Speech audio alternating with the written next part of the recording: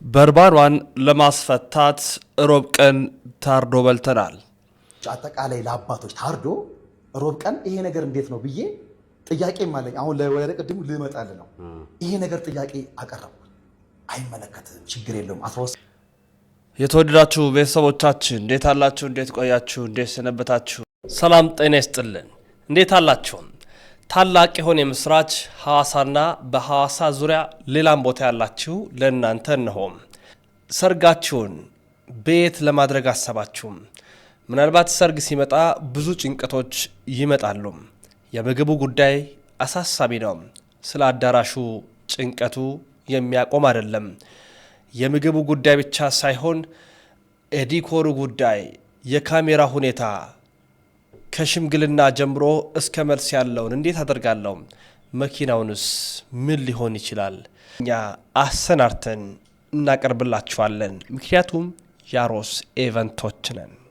ሙሉ በሙሉ በጣም የሚያስገርም አስደናቂ የሆነ ከስውሯ ማርያምና ከብፁዕ አቡነ ቀለሜንጦስ ጋር የተገናኙ መረጃዎች ናቸው እጃችን የገቡት። መረጃችንን ትኩረት አድርገን የምናቀርበው እዚህ ላይ ነው። ስለዚህ ሁላችሁም ይህን መረጃ ኮፒ ሊንክ በደንብ አድርጋችሁ እንግዲህ ላይክና ሼር በማድረግ እንድታደምጡን ጭምር ነው የምንሻው። አንዲት ሴት አለች። ያቺ ሴት አነጋጋሪ ሴት ናት።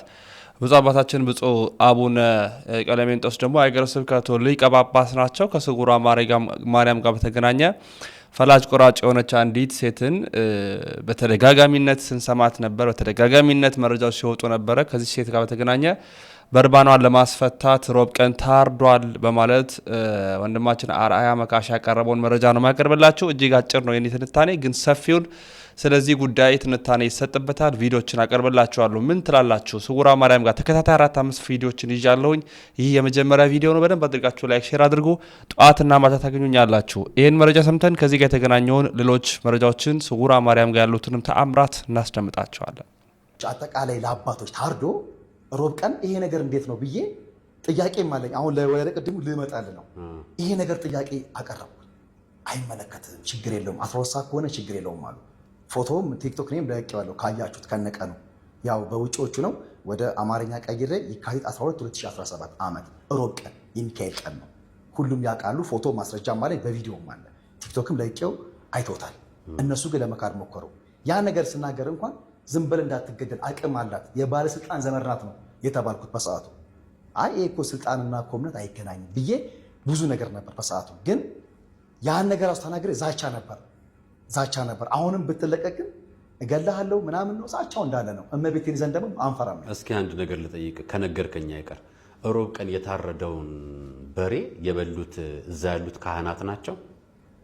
እኔም ተጠቅሜዋለሁ። እኔም በልቻለሁ። ስንከትፍ ነበር ለይቱ ሙሉ አስተባባሪ ነበርን። አንጸባራቂ እንደለበስን ታርዶ የበረከት ስራ ስሩ ተብሎ ለምን ሴቶች አይሰሩም ስንል ሚስጥር እንዳያወጣባቸው አይቻልም አሉ። እንዴት እናንተ ስሩ በቃ ተብሎ አንጸባራቂ የለበስን ልጆች ከምሽቱ ከ12 ሰዓት ታርዶ እስከ ሌቱ 6 ሰዓት ድረስ እየከተፍን ነበረ። ከዛ በኋላ 7 ሰዓት ሲል አሁን እኮ በሉም ሐሙስ ነው ችግር የለውም ተባለ። ያንን በላን። ከዛ በኋላ እኔ ጓደኞቼም ገብተንበታል። የንስሐ ቄደርም ጠምቄበታለሁ። እግዚአብሔር ይመስገን። አባቶች አጠቃላይ እዛ ያሉ ምእመናንም ፍትፍት ተደርጎላቸው ቀን አብልተዋል። እና ቄደር ተጠምቀውስ ቢሆን እነሱስ? እኔ አላውቅም። የራሴን ኃጢአት እና ንስሐ በአደባባይ እየገባህ ነው። በአደባባይ ለጠፋው ጥፋት ያኔ አሁን እኔ ስለ ቤተክርስቲያን ብዙም አይደለሁም እና ጠልቄ አሁን ነው በጣም ውስጡ የገባኝ ስውሯ ማርያም ተአምሮ ካየው በኋላ። ከዛን አባቶችን እንዴት ነው ሮብ ቀን እርዳለ እንዴ አልኳቸው። መቼ ቀን አሉኝ። እንደዚህ ቀበላ ሮብ ቀን እኮ ታርዷል። ስንት ሰዓት እንደዚህ? ለዛውም በሚካኤል ቀን። አንዳንድ ቦታ እንደ ባህል ብሎ ሊያርዱ ይችላል። ለዛውም ገዳም የተባለ ቦታ አሉ። አይ ስውሯ ማርያም እኮ ላይ ሚልኪ እግዚአብሔር አብ ቤተክርስቲያን ነው የምትባለው። የሀገረ ስብከቱ ብፁዕ አባታችን አቡነ ቀለሜንጦስ ያውቃሉ ስል እንኳን ገዳም ደብር ነው እኮ አይታርድም አሉ። ይሄ ነገርማ በክቻለሁ አልኩና ቀጥታ ምንድን የገባሁት ንስሐ የገባሁበት።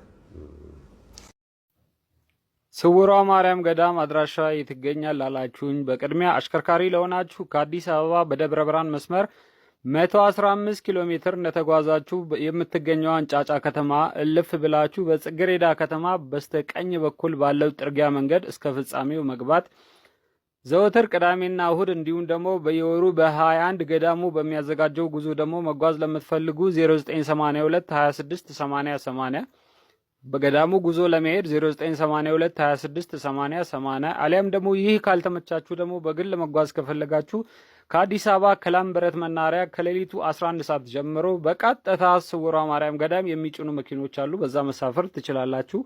ሁላችሁንም እመብርሃን ለደጇ ታብቃችሁ። በእውነት ስውሯ ማርያም ገዳም ረግጦ ከበሽታው ያልተፈወሰ ከጭንቀቱ ያልተላቀቀ ማንም ሰው የለምና እባካችሁን በጭንቀት በበሽታ የተያዛችሁ ሁላችሁም ደጇን እንድትረግጡ እላችኋለሁ። ሰላም እግዚአብሔር ከሁላችሁ ጋር ይሁን። እናታችን እመቤታችን የቅድስት ድንግል ማርያም የስውሯ ማርያም በረከት ይደርብን። መሄድ ያልቻላችሁትን ደግሞ ሁላችሁንም በያላችሁበት መብራን ትባርካችሁ፣ መብራን ትዳሳችሁ፣ ችግራችሁን እንቆቅልሻችሁን ትፍታላችሁ። በአውደ ምሕረቷ ላይ ደግሞ ቆሞ ለመመስከር ያብቃችሁ። ሰላም ሁኑ። ይህንን ቪዲዮ ሼር፣ ኮፒ ሊንክ፣ ዲዩት በማድረግ ለሁሉም የመብራን ወዳጆች ያድርሱላቸው። ሰላም። እንዲሁም ደግሞ የጉዞን የገዳሙን ስልክ ቁጥር ሳይቀር እዚህ ጋር ምስክርነቶች ላይ ገብታችሁ ማየት ትችላላችሁ። ወላዲተ አምላክ ራሷ እኔ ስውሯ ማርያም ገዳም ነኝ፣ ይህ የገዳሙ ጉዞ ነው። ስልክ ቁጥር ሳይቀር አውደ ምሕረት ላይ ሲመሰከር ሰምታችኋል። ስለ ፔጁ ሳይቀር ድንግል ማርያም በራእይ አሳይታቸው ብዙ ሕዝብ መጥቶ የዳነበት የመሰከረበት ነው። ዛሬም ይህ የአጋንንት ፈተና ነው። ዛሬም ይሄንን እናልፈዋለን። ነገር ግን ዛሬም እንድንሰጥ የተገደድንበት ምክንያት በዚህ የአጋንንት ፈተና ተታሎ ወደ ኋላ ከመዳን ሰው እንዳይቀር ነው። ዛሬም እናታችን ታድናለች። ዛሬም ገዳሟ ለምእመኑ ክፍት ነው። በማምላክ ኑ ዳኑ። ምክንያቱም እመቤታችን እዚህ ገዳም ብዙ ታሪክን ስትሰራ አይተናል።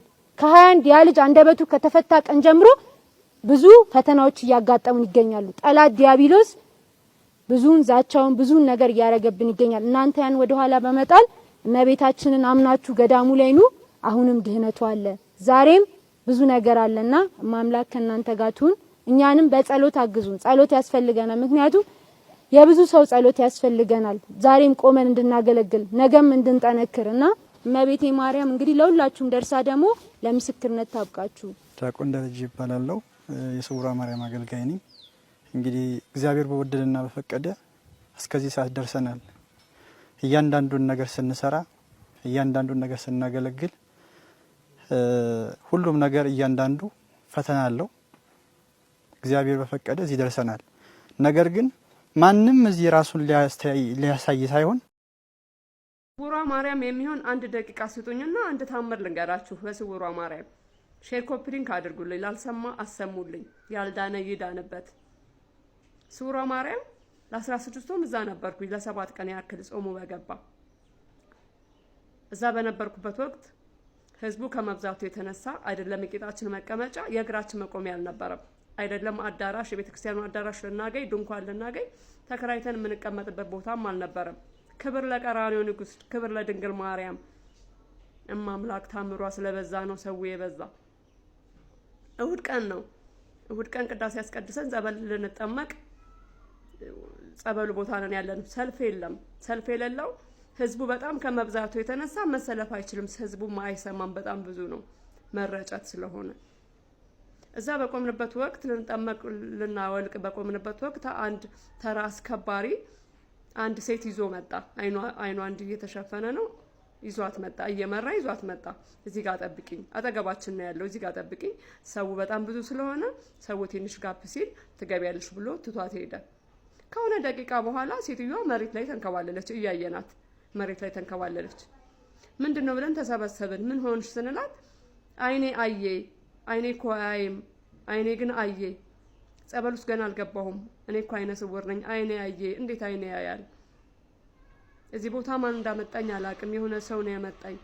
ጸበል ቦታ አስገባኝ ስለው ቆይ በጣም ብዙ ሰው አለ ተመልሼ አስገባሻለሁ ብሎኝ ነው አቁሙኝ ሄደው። አይኔ ግን አሁን አየ፣ አይኔ በራ ብላ በጣም አለቀሰች፣ ተንከባለለች፣ ጮኸች። ክብር ለቀራንዮ ንጉስ፣ ክብር ለድንግል ማርያም።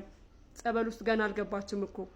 እኔ እኮ ልጆቼን ባዶ ቤት ምትቻቸው የመጣሁ ከገጠር ነው የመጣሁት። ልጆቼን ባዶ ቤት ምትቻቸው የመጣሁት እመቤቴ አይን ታበራለች ሲባል ሰምቼ የእሷን አይን ያበራች ስውሯ ማርያም የእኛንም አይነ ልቦናችንን ታብራለን። ስውሩን ሰንሰለት ትፍታለን ስውሯ ማርያም።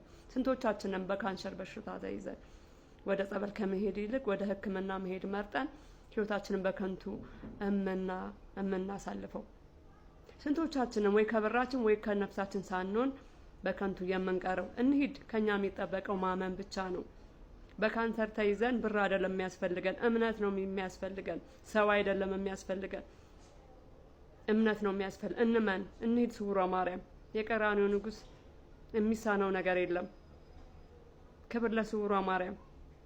ሼር ኮፒ ሊንክ አድርጉልኝ፣ ላልሰማ አሰሙልኝ። በተለይ ካንሰር ላይ የተያዙ ሰዎች ንገሯቸው፣ ስውሯ ማርያም መፍትሄ ያለ፣ ቁልፉ በሷ ነው። አመሰግናለሁ። ሼር ኮፒ ሊንክ አድርጉልኝ። እኔ ሙስሊም ነኝ። ስውሯ ማርያም ማውቃት በቲክቶክ ነው። ቲክቶኩን እያየሁ ያለ አረ ስውሯ ማርያም ወይ እስቲ ስውሯ የምትባዩ ምን አይነት ታምር ነሽ? እስቲ እውነት ከሆነ እኔ ልይሽ፣ እኔ በድዬም ሆነ ኃጢአተኛውም ሆነ ይቅር ብለሽኝ እኔም ልይሽ አልኳት። ከዛ ተኝቼ አየኋት። እኔ ኃጢአተኛው እኔ መረሽኝ እኔ አየሁሽ አልኳት። እንግዳውስ ለደጅሽን አብቂኝ፣ እንግዳውስ ይቅር እንዳልሽኝ ለደጅሽ አብቂኝ አልኳት። ለደጅ ስታበቂኝ አልኳት። ከዛ እሄዳለሁ ምናምን ብዬ ወደዚህ አካባቢ ረብሻ ነው አሉ። ስውሯ ሆይ አንቺ ታውቂያለሽ እና ልጆቼን ይዤ ልሂድ ወይ እንዴት ላርግ? እንደ እናቴ ላማክርሽ ብዬ ተኛው። ልጆቹ ይዘሽ አትሄጂም አንቺ ግን ብቻሽ ትሄጃለሽ አለችኝ። እንደዚሁ እንዳለችኝ ጠዋቱ ተነስቼ እንደዛው በህልሜና አየሁት። ጠዋት ተነስቼ በቃ ወደዚህ የጉዞ መኪና ላይ ተመዘገው መጣው። ስመጣ ጊዜ እኔ ደርሶ መልስ ነው የመሰለኝ። የ6 ወር ህፃን ልጅ ጥዬ ነው የመጣሁት። ከዛ በኋላ ይሄ ህፃን ልጅ እንዴት አደርጋለሁ? በቃ ደርሶ መልስ አይደለም አዳሪ ነው አለኝ። ለባለቤቴ ደውዬ አዳሪ ነው በቃ ፈጣሪ ያውቃል አለኝ። መጣው። ያ ህፃን ልጅ ከዚህ በፊት ድሮና የሚጫወት ነበር የተጫወተ ነበር። ከጊዜ በኋላ ያ ህፃን ልጅ ሲያለቅስ እንኳን አይሰማም። ከዛ ሄድኩኝ። ከዚህ ወሰድኩት የስውሯ ማርያም ቅቤ እምነቷ ሰጥቼ ስውሯ ሆይ አንቺ ታውቂያለሽ፣ አንቺ አድኝልኝ፣ አንቺ ዳብሽልኝ ብዬ እምብርቱንም ባፉንም ሰጣሁት። ልጅ ደህና ሆነልኝ። ልጅ ደግሞ የመጀመሪያ ልጅ ደግሞ ውጤቷ ዝቅተኛ ነበረ። በፊት ኬጂ ላይ ደረጃ ተማሪ ነበረች። ከዛ ውጤቷ ዝቅ አለ። ስውሯ ሆይ እባክሽ ዳብሻት፣ እቺ ዱዳ ህፃን ልጅ ምን ታውቃለች፣ አንቺ ዳብሽልኝ አልኳት። የደረጃ ተማሪ ሆና ሁለተኛ ወጣችልኝ። እንደዚሁ ደግሞ ውሃ ከርሰ ምድር የሚባል ውሃ አስወጣሁኝ። አስወጥቼ ከዚህ ከመምጣቴ በፊት ነው ያስወጣሁት። እንዳለ ጉንዳን ሆነ። ስውሯ ሆይ አንቺ ታውቂያለሽ ብዬ አንድ ሲኒ ውሃ ጸበሏን አድርጌ 2 ጠብታ ቅባ ቅዱሷን አድርጌ አፈሰስኩበትና በርሜኑን ከደድኩት። ከሚገርማችሁ የሞተ ትንኝ እንኳን አልታየም፣ ጠፋ። ስለዚህ ስራ አልነበረኝም ነበር። እኔ ያረገችልኝ ታምር እኔ እንጃ አለቅም። ስራ አልነበረኝም ነበር፣ ስራ ሰጣችኝ። ዛሬ የመጣሁት ከሚገርማችሁ ቤተሰብ የቅርብ ቤተሰብ ሞቷል ብዬ ነው የመጣሁት። ስውሯ እሷ ታውቃለች። የእሷ ቃል ለመመስከር ስላለብኝ እና እሷ ምንም የሚሰራ ነገር የለም። እኔ ቁጭ ብዬ ነው ማመስገን የምፈልግ። ስለ ስውሯ ማርያም ሳይደፈርስ አይጠራም። ስውሯ ማርያም ምንድነው የተፈጠረው እያላችሁ እየተጨነቃችሁ ያላችሁ የተዋሕዶ ልጆች ዛሬ ሁሉንም ጉድ አፍረጠርጠዋለሁ። አንድ ማፍረው ነገር የለም። ይቺ ከላይ የምትመለከቷት ሴትዮ ስውሯ ማርያም ላይ ከአባቶች በላይ ተደማጭ የሆነች ሴት ናት። እንደምትመለከቱት መገናኛ ለስውሯ ማርያም በጣም ብዙ ጉዞዎች የምታዘጋጀው እሷ ናት። ሌላ አንድም ሰው እንዲያዘጋጅ አትፈቅድም። ዋናው ችግር የመጣው እዚህ ጋር ነው። እሷ ብቻ ነው ሁሉን ነገር ማድረግ የምትፈልገው። ሌላ አንድም ማህበራት አንድም የተዋሕዶ ልጅ በራሱ ጉዞ አዘጋጅቶ ወደ ስውሯ ማርያም ለመሄድ በፍጹም ማይታሰብና ማይታለም ነገር ነው። ስለዚህ ይህ እንደ ቤተክርስቲያንም እንደ ተዋሕዶ ልጅም የሚያሳም ነገር ነው። በመቀጠልም የገዳሙን አስተዳዳሪ እዛ ያሉ አባቶችን ለማናገር ስንሞክር የሰጡን ምላሽ ይቺ ከላይ የምትመለከቷት ግለሰብ ጉዞ እሷ ብቻ እንድታዘጋጅ የፈቀድንላት ለገዳሙ ብዙ ገቢ ያስገኘች ስለሆነ ነው ብለዋል። እንዲሁም ደግሞ ህንጻ ቤተክርስቲያን እያሰሩ ስለሆነ ለሱ ገቢ ማግኘት ስላለብን ነው ብለው ነው የነገሩን። ነገር ግን የትኛው ቤተክርስቲያን ነው ከሰው ከምእመን ህንጻ ቤተክርስቲያንን የሚያስቀድመው? መጀመሪያ የእግዚአብሔር ቤተ መቅደስ የሆነውን ሰው ማክበር ይገባናል። ስለዚህ ሁላችሁም የመጀመሪያ ጥያቄያችን ለሰሜን ሸዋ ሀገረ ስብከት ሊቀ ጳጳስ እንዲሁም ደግሞ ለገዳሙ አስተዳዳሪ ነው አጽኑት። ከዚህ በኋላ እንደዚህ አይነት ነገር ብናይ አዲስ አበባም እንዲሁም ደግሞ ደብረ ብርሃን አካባቢ ያላችሁ የተዋሕዶ ልጆች ነቅለን ወተን እቺን ሴትዮ ልክ ማስገባት ይገባናል። በቤተክርስቲያናችን ስም መቼም ቢሆን አይነገድም። ስውሯ ማርያም ገዳም አድራሻ የት ይገኛል ላላችሁኝ በቅድሚያ አሽከርካሪ ለሆናችሁ ከአዲስ አበባ በደብረ ብርሃን መስመር 115 ኪሎ ሜትር እንደተጓዛችሁ የምትገኘዋን ጫጫ ከተማ እልፍ ብላችሁ በጽጌረዳ ከተማ በስተቀኝ በኩል ባለው ጥርጊያ መንገድ እስከ ፍጻሜው መግባት፣ ዘወትር ቅዳሜና እሁድ እንዲሁም ደግሞ በየወሩ በ21 ገዳሙ በሚያዘጋጀው ጉዞ ደግሞ መጓዝ ለምትፈልጉ 0982 26 80 80 በገዳሙ ጉዞ ለመሄድ 0982 26 80 80 አሊያም ደግሞ ይህ ካልተመቻችሁ ደግሞ በግል መጓዝ ከፈለጋችሁ ከአዲስ አበባ ከላምበረት መናኸሪያ ከሌሊቱ 11 ሰዓት ጀምሮ በቀጥታ ስውሯ ማርያም ገዳም የሚጭኑ መኪኖች አሉ። በዛ መሳፈር ትችላላችሁ። ሁላችሁንም መብራን ለደጇ ታውቃችሁ በእውነት ስውሯ ማርያም ገዳም ረግጦ ከበሽታው ያልተፈወሰ ከጭንቀቱ ያልተላቀቀ ማንም ሰው የለምና እባካችሁን በጭንቀት በበሽታ የተያዛችሁ ሁላችሁ ደጇን እንድትረግጡ እላችኋለሁ። ሰላም እግዚአብሔር ከሁላችሁ ጋር ይሁን። እናታችን እመቤታችን የቅድስት ድንግል ማርያም ስውሯ ማርያም በረከት ይደርብን። መሄድ ያልቻላችሁትን ደግሞ ሁላችሁንም በያላችሁበት መብራን ትባርካችሁ፣ መብራን ትዳሳችሁ፣ ችግራችሁን እንቆቅልሻችሁን ትፍታላችሁ። በአውደ ምሕረቷ ላይ ደግሞ ቆሞ ለመመስከር ያብቃችሁ። ሰላሙን ይህን ቪዲዮ ሼር፣ ኮፒ ሊንክ ዲዩት በማድረግ ለሁሉም የመብራን ወዳጆች አድርሱላቸው። ሰላም አሉ። ፎቶዋን እንዳታወጡ አይ የምትሉ ግን ከሆነ በህይወታችሁ ፍረዱ። እንደዛ በመሃል ላይ ብፁዕ አባታችንን አንድ ገዳም ላይ ያገኘናቸው ብፁዕ አባታችን አቡነ ቀለሜንጦስን እንዲሁም ደግሞ የብፁዕ አባታችን ጸሐፊ አገኘናቸው በአንድ አጋጣሚና እግራቸው ላይ ወድቀን ለአምስት ነው ገብተን ያለቀስነው። በያዙት መስቀል ባቆረቡበት እጆት ብለን ነበር የለመናቸው። ቃል በቃል ልጆቼ ምንም ማድረግ አልችልም፣ አርፋችሁ ቁጭ በሉ፣ ትገላችኋለች፣ እጇ ረዥም ነው ነበር ያሉ። እሳቸው ያህን መልስ ሲመልሱልን እውነቱን ለማውራት ደንግጠናል። እንደ ሰንበት ትምህርት ቤት መሄድ ነው። እንደ ሰንበት ትምህርት ቤት አደረጃጀት ኃላፊ ናቸው እስከምናውቀው። ሰንበት ትምህርት ቤት ልጆቻቸው ተደብድበናል፣ እንዲሁም ልንደፈር ነበር ያሉ እህቶችም ነበሩ በሰዓቱ። እውነትም ለመደፈር ሙከራ የተደረገባቸው የሚካኤል ልጆች ነበሩ። እነዛን ነገሮች ስቲል በማስረጃ ነበር ልናሳያ ሞከርነው። ማንም ሰው ሊቀበለን አልሞከረም። ሀገረ ስብከት ኑ የሚል መልስ ተሰጠን ማለት ነው። በሰዓቱ ሀገረ ስብከት ለመሄድ ሞክረን ነበር።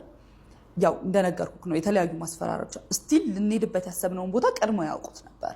እናደርጋት የምንፈልጋትን እያንዳንዷን ነገር ቀድሞ ያውቁ ነበርና ቀን በቀን ነበር ስልክ የሚደወልልን። በተለያዩ ስልክ ደህንነት ነን ብሎ የሚደውል ነበረ፣ ፖሊስ ነኝ ብሎ የሚደውል ነበረ።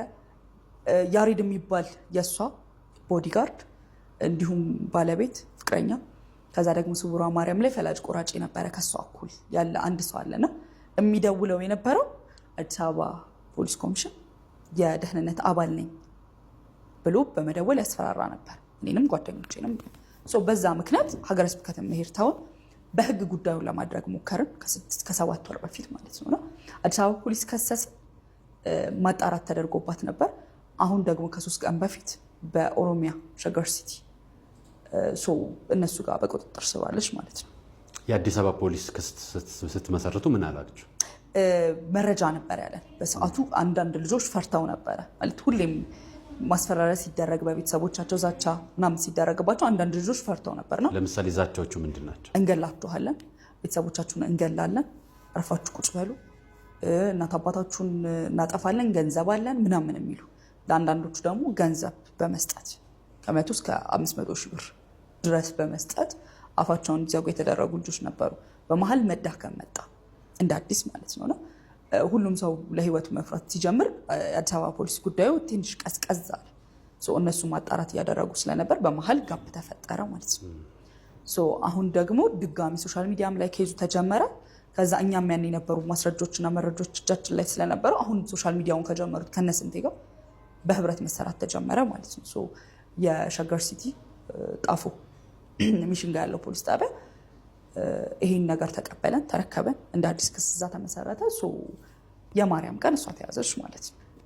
ግን አሁንም ቢሆን አጥብቄ መናገር እንፈልጋት አንድ ነገር አለች ማለት በተለይ ለሀገረ ስብከቱ ትናንትና እሷን ለማስፈታት ሲሯሯጡ ስለነበረ ማለት ነው።